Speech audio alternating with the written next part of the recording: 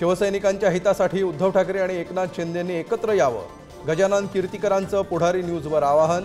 तर निवडणूक निर्णय अधिकारी वंदना सूर्यवंशी भ्रष्ट, उत्तर पश्चिमच्या निकालाबाबत कीर्तिकरांचं विधान.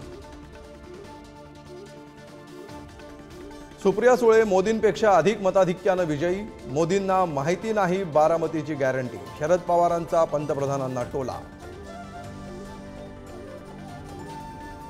महाविकास आघाडी विधानसभेत 288 जागांपैकी 155 जागा जिंकणार, निवडणुकीपूर्वीच शरद पवारांचा मोठा दावा.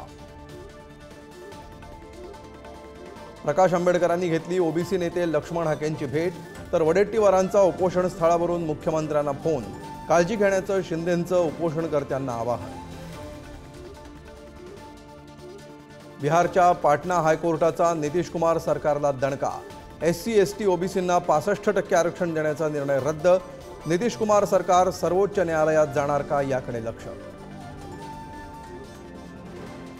EVM व्हीव्हीपॅट पडताळणी करण्याची सुजय विखेंची मागणी, शुल्कापोटी भरले 40 मतदान केंद्रांसाठी 19 लाख.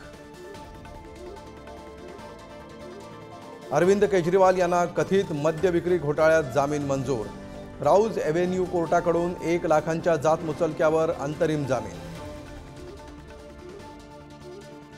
नीट घोटाळ्यावरून विद्यार्थ्यांचं शिक्षण मंत्र्यांच्या घरासमोर आंदोलन, दोषींना कडक शिक्षा करा राहुल गांधींची मागणी.